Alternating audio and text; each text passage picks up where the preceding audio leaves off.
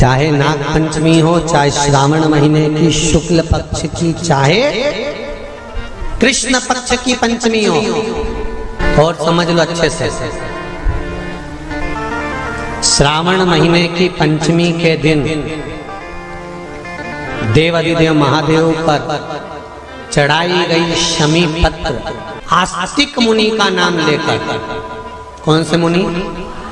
आस्तिक मुनि का नाम लेकर शमी पत्र को वापस उठाकर उसको अपने दरवाजे की चौखट पर कहीं पर भी या द्वार पर कहीं पर भी एक ओर रख देने पर घर के अंदर, बगीचे के अंदर सर्प प्रवेश नहीं करता। ध्यान रखिए, सर्प प्रवेश नहीं करेगा। शमी पत्र समर्पित करने पर, उस शमी पत्र को आस्तिक मुनि का स्मरण करने, कौन से मुनि है?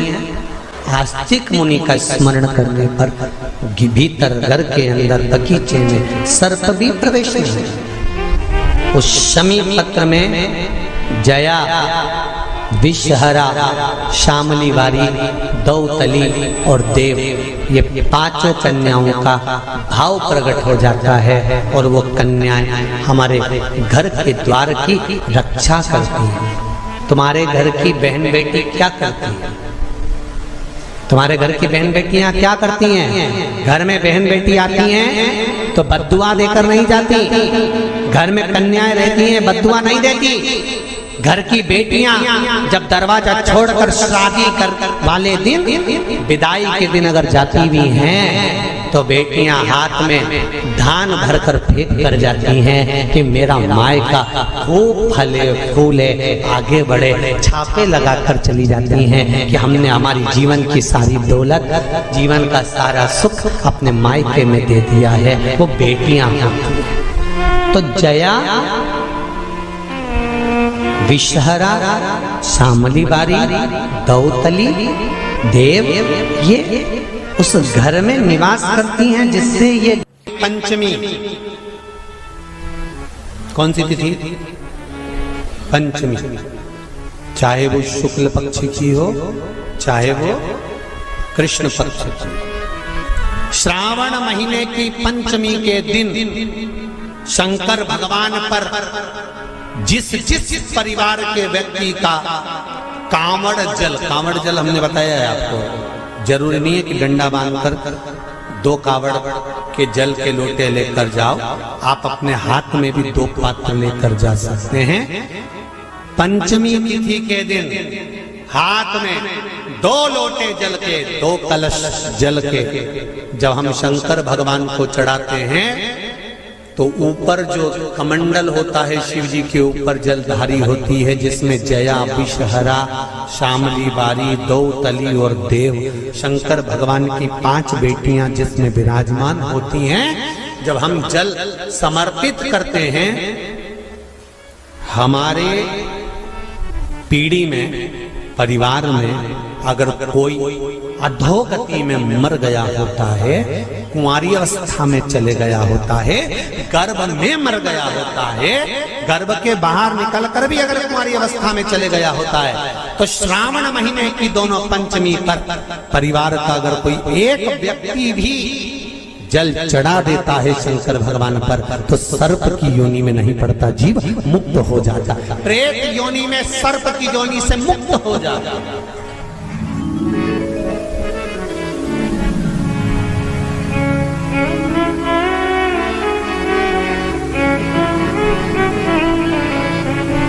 महाराज, हमारे यहाँ सांपों की पूजन कौन से दिन होती है, कौन सी तिथि में करते हैं? जम के बोलो जरा। नाग पंचमी। नाग पंचमी का मतलब क्या है? सांपों की पूजन करो। नाग पंचमी का मतलब होता है शंकर जी के मंदिर में जाकर 1 लोटा जल समर्पित कर दो। उसका कारण क्या है कि हमारे परिवार में, हमारे कुटुंब में कोई 7 कुटुंब में, परिवार में कोई 7 पीढ़ी के अंतर्गत भी अगर कोई जीव तड़प रहा होता है, पड़ा हुआ होता है, उसकी मुक्ति नहीं होती है, तो पंचमी का चढ़ा हुआ जल उस जीव को प्राप्त हो जाता है और वो जीव तर जाता है, उसका फिर जन्म नहीं होता, वो तर। इसको मुक्तता का,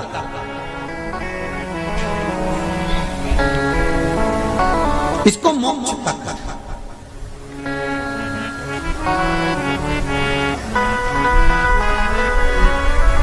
ये मोक्ष, इसी को कहेंगे कि ये मुक्तता। महाराज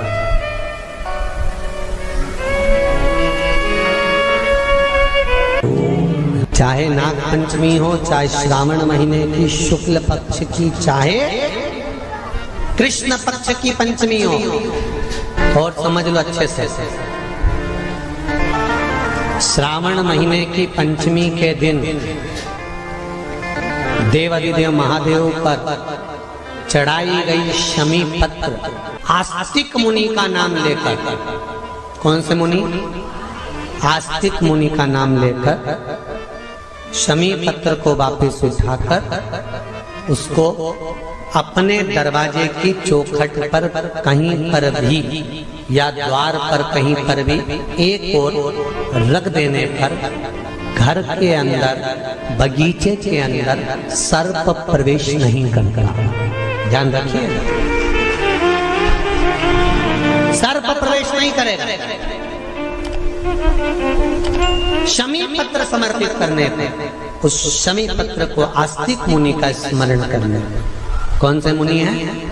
आस्तिक मुनि का स्मरण करने पर भीतर घर के अंदर बगीचे में सर्प भी प्रवेश नहीं। उस शमी पत्र में जया, विषहरा, शामली वारी, दौतली और देव, ये पांचों कन्याओं का भाव प्रकट हो जाता है और वो कन्याएं हमारे घर के द्वार की रक्षा करती हैं। तुम्हारे घर की बहन बेटी क्या करती है? तुम्हारे घर की बहन बेटियां क्या करती हैं? घर में बहन बेटी आती हैं तो बद्दुआ देकर नहीं जाती। घर में कन्याएं रहती हैं, बद्दुआ नहीं देती। घर की बेटियां जब दरवाजा छोड़कर शादी कर वाले दिन, विदाई के दिन अगर जाती भी हैं तो बेटियां हाथ में धान भरकर फेंक कर जाती हैं कि मेरा मायका खूब फले फूले, आगे बढ़े।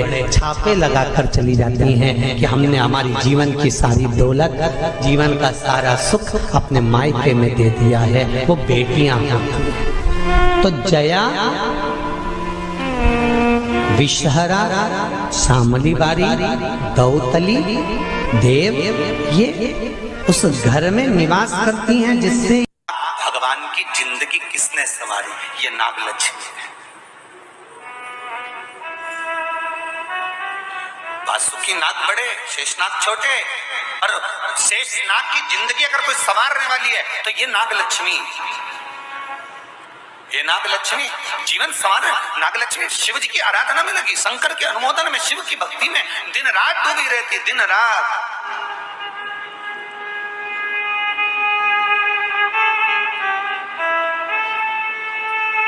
कितना सुंदर संवाद है। पान की बेल में, पान जानते हो? तांबुल, जो खाने वाला पान होता है। पान की बेल में चारों तरफ से बेल लगाकर नागलक्ष्मी उसमें बैठ कर शिव की आराधना करती थी। इसलिए आज भी शास्त्र के हिसाब से देखा जाए तो सबसे ज्यादा सांप, सबसे ज्यादा सर्प, सबसे ज्यादा नाग नागिन, सबसे ज्यादा सर्प अगर कहीं रहते हैं तो जहां पान की खेती होती है, जहां पर तांबुल उत्पन्न होता है, जहां पान की बेल होती है, सबसे ज्यादा सांप वहीं पर पाए जाते हैं। सबसे ज्यादा सांप वहीं पर जाते हैं। और जो पान उतारने वाले रहते हैं, पान तोड़ने वाले रहते हैं, पान बेचने वाले रहते हैं, जिनको हमारे यहाँ सहज भाषा में चौरसिया कहते हैं, इनका एक विधान रहता है कि सांप पान के उस बेल में चारों तरफ रमे रहते हैं। पान की बेल में सांप के बच्चे चारों तरफ भ्रमण करते रहते हैं। और ये चौरसिया पान उतारने वाला, बेल में से पान तोड़ने वाला, सांप के बच्चों को उठाकर, सांप को उठाकर उधर रख देता है और पत्ते तोड़ लेता है, पत्ते तोड़ लेता। उसको सर्प नहीं डसते। क्यों? क्योंकि यहाँ पर वर है इन चौरसियाओं को। कई चौरसिया लोग सोचे होंगे कि हम नाग की पूजन करते हैं, हम सर्प की पूजन करते हैं, नाग पंचमी पे हम सर्प का स्मरण करते हैं, हमारे कुल देवता के रूप में हम सर्प पूजते हैं। पर कभी चौरसिया ने विचार करा कि आखिर तुम्हें कौन सा वर प्राप्त हुआ कि तुम्हें सर्प नहीं डसेगा? तुम्हें कौन सा वर प्राप्त हुआ कि सांप तुम्हें नहीं काटेगा? पान उतारते समय, पान तोड़ते समय, पान को ले जाते समय सर्प तुम्हें डस नहीं करेगा।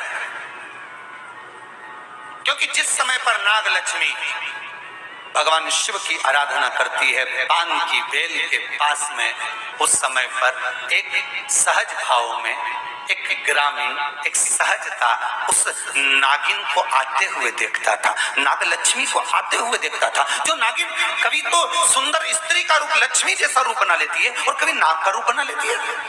बड़ा विचित्र उसको लगता था। और वो एकांत में बैठा, इसने आकर देखा कि नाग लक्ष्मी सेवा में लीन रहती, किसी जीव को वहां आने नहीं देता। शास्त्र तो यहाँ तक कहता है कि जब नाग लक्ष्मी पूजन करती थी तो कहा, पूछा गया, ये कोई जीव इसके पास में ना आए तो इसको बचाता था वो। एक दिन नाग लक्ष्मी जब बड़ी हो गई, देख लिया उसने इस ग्रामीण को, इस मानव को जब देखा जो चारों तरफ से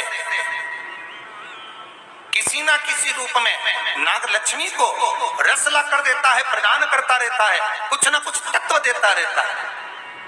कितना सुंदर संवाद है महाराज जी। नाग लक्ष्मी जब पूजन करने शंकर जी की बैठती थी तो ये जो हमारे हिंदू धर्म में एक ऐसा भाव कहते हैं, शंकर जी के अभिषेक में गन्ने का रस, अनार का रस, मौसम्बी का रस, ये जो अभिषेक कराते हैं ना ब्राह्मण जन, तो ये कहते हैं ये रस चढ़ाइए, इस रस से भगवान का अभिषेक करना है, गन्ने का रस से, इस रस से शिव का अभिषेक करना।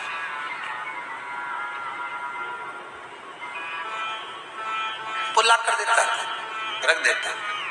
तो रोज नागलक्ष्मी को रोज आश्चर्य होता कि आखिर ऐसा कौन है जो लाकर रोज रख देता है, कौन है ऐसा?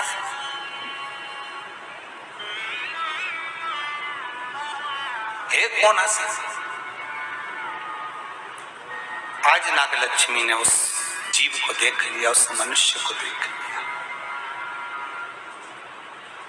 तो चारों ओर से मेरी रक्षा करता, रस को लाकर शिव के लिए देता है। मैं तुझे वर देती हूं, तेरे वंश के अंदर कभी सर्प का डस नहीं होगा। तूने मेरी सेवा करी, शिव तुझे फल प्रदान करेंगे। और चारों ओर से रक्षा कर कर रस ला कर देता था, इसलिए उसका नाम का संबोधन में भी चौरसिया जोड़ा गया। चौरसिया, चारों ओर से चौकसी कर कर जो रस ला कर प्रदान कर दे, उसके नाम में भी संबोधन है। Please like, share and subscribe channel.